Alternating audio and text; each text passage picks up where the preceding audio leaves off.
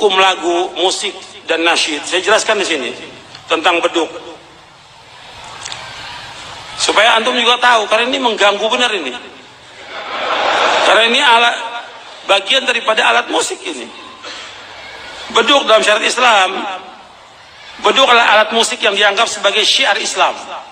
Padahal alat ini sama dengan alat musik yang lain, hukumnya haram. Beduk digunakan untuk memanggil orang sholat 5 waktu di sebagian masjid di Indonesia.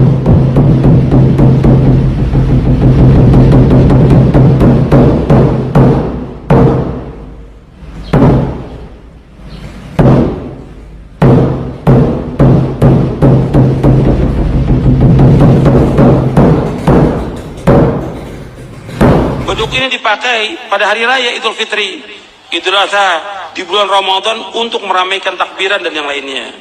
Dan dianggap sebagai syiar untuk membangunkan orang-orang sahur dan yang lainnya.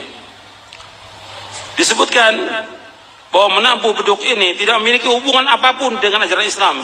Karena beberapa alasan berikut ini. Beduk bukan dari agama Islam. Yang kedua, menabuh beduk adalah kebiasaan orang-orang kafir, ahlul kitab, dan ada dalam keyakinan animisme dan dinamisme yang digunakan untuk memanggil roh-roh nenek moyang mereka. Beduk tidak termasuk dalam syiar agama Islam, dan beduk tidak ada hubungannya dengan ibadah-ibadah dalam Islam, sama sekali nggak pernah ada. Menabuh beduk adalah perbuatan bid'ah dalam agama Islam. Menabuh beduk termasuk tasyabbuh dengan orang-orang kafir, sedangkan menyerupai orang kafir tidak boleh. Beduk disukai oleh iblis dan syaitan. Beduk tidak disukai oleh Rasulullah SAW dan para malaikat dan para sahabat. Menabuh beduk mengganggu kaum muslimin. Menabuh beduk mengganggu tetangga, orang yang sedang tidur atau orang sakit. Menabuh beduk termasuk membuang-buang waktu. Menabuh beduk perbuatan yang sia-sia dan tidak ada manfaatnya. Dan yang lainnya disebutkan. Bahkan nggak ada ganjaran, nggak ada pahala. Tapi orang bergantian mukul beduk. Ya. Dan untuk memanggil sholat, yang ada apa? Azan. Dan azan itu hanya ada untuk sholat yang 5 waktu aja.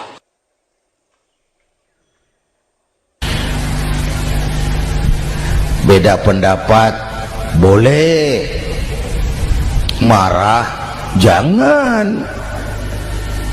Kalau di Jakarta kan sekarang lagi musim apa itu wahabi yang bid'ah, sedikit bid'ah itu. Saya sih bilang yang suka tahlil bagus, terusin. Yang nggak suka tahlil nggak apa-apa, tapi jangan mencaci maki yang suka tahlil. Orang yang mabuk masih banyak kok yang tahlil dicaci maki. Kita nih seperti orang kurang kerjaan. Waktu guru saya Hadratul Mukarram Ki Haji Dr. Idam Khalid wafat, saya ajak orang baca Fatihah. Selesai, saya lagi duduk di belakang, seorang pengusaha nemui saya, Kiai, kenapa? Saya coba ingin kepastian. Apa? Orang yang sudah mati dibacakan Fatihah itu, apa pahalanya sampai? Saya bilang gini, Mas, kamu kalau nggak percaya mati aja dulu. Saya bacain Fatihah, tunggu di sono. Kalau nggak nyampe balik lagi nggak apa.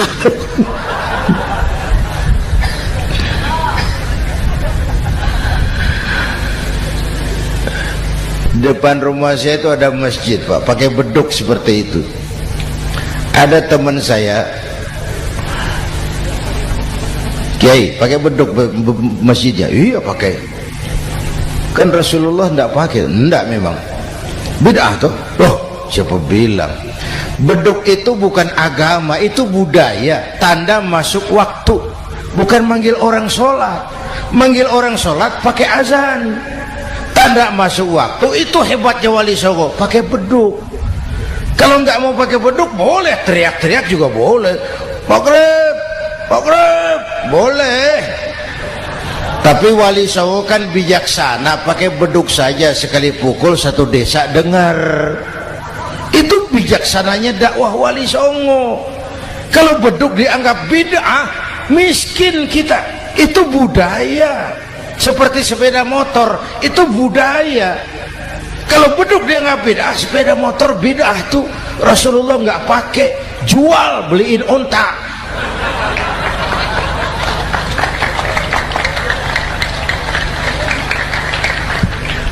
Ayo cari persamaan, jangan memperbesar perbedaan. Hormati pendapat orang kalau pendapat kita juga ingin dihormati. Kasus Ahmadiyah meledak lagi di Cikesik, Banten. Lalu pendekar-pendekar HAM menganggap itu tirani, mengganggu kebebasan beragama. Dia lupa bahwa Ahmadiyah masalahnya bukan kebebasan beragama, tapi penodaan terhadap agama. Kalau kebebasan beragama sih umat Islam welcome. Orang mau Hindu, mau Buddha, mau Kristen bebas memilih agamanya masing-masing. Tapi ini kan Ahmadiyah lain, ngakunya Islam tapi ada nabi lagi sesudah Nabi Muhammad, namanya Mirza Ghulam Ahmad, asal dari India. Saudara hadirin yang saya hormati, ini yang prinsip penodaan terhadap agama. Kalau nggak ngaku Islam nggak masalah. Supaya mau aman caranya cuma dua, Ahmadiyah jadi agama sendiri, karena Malaysia sudah melarang, Brunei sudah, Rabithah Alam Islami menyatakan aliran sesat, Saudi Arabia melarang pengikut Ahmadiyah pergi bikin haji, udah dianggap non muslim. Cuma memang pemerintah kita nggak tegas. Kalau dari dulu dinyatakan dilarang, nggak akan ada lagi kasus-kasus seperti itu.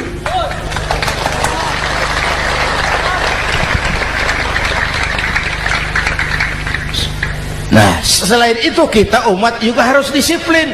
Coba sudah berapa banyak nabi bermunculan di Indonesia. Dan Indonesia ini saya heran, Indonesia ini pasar bagus, Pak. Kalau ada nabi, ada aja pengikutnya, saya heran tuh. Indonesia ini pasar bagus. Ada Ahmad Musaddiq Al-Qiyadah, jadi nabi. Konsultan bulu tangkis jadi nabi. Dapat wahyunya di Bogor, ditangkap polisi 4 tahun. Muncul lagi di Bandung, namanya Sayuti, tukang cukur, ngaku dapat wahyu jadi nabi, ditangkap polisi lagi 2 tahun. Di Malang Ustadz Roy, ya sebenarnya petinju, dia masuk Islam, mu'alaf, belajar Islam tidak pakai guru, diutak-atik ayat Quran. Sholat kita harus mengerti artinya, maka sholat boleh pakai bahasa masing-masing. Ramai masjid. 2 tahun penjara. Di Jakarta muncul lagi Lia Edan, ngaku Jibril, ditangkap juga oleh polisi. Kita salut sama polisi kita lah, bukan cuma teroris, Jibril ditangkap Pak Kapolres. Saya bilang sama teman-teman polisi, untung dia ngaku Jibril, Pak. Coba kalau dia ngaku Israel, lebih gawat itu.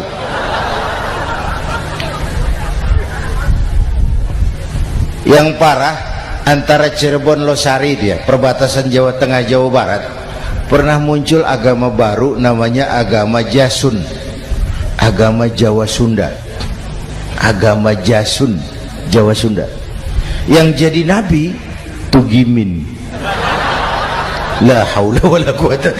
Saya bilang ini jangan jadi nabi, jadi kiai juga nggak angker ini. Al Mukarram Bapak Kiai Tugimin, nggak enak. Yang lebih nggak enak selawatannya loh itu. Kalau kita kan tadi nikmat tuh, ya Habibi ya Muhammad, nikmat rasanya tuh. Coba ganti sama yang tadi, wah enggak, ya Habibi ya Tugimin, enggak enak itu, Pak. Jadi umat Islam itu sangat menghormati orang lain agama. Soal agama orang lain, lakum dinukum, awas hati-hati kalimatnya. Kita menghormati orang lain agama. Soal agama orang lain, lakum dinukum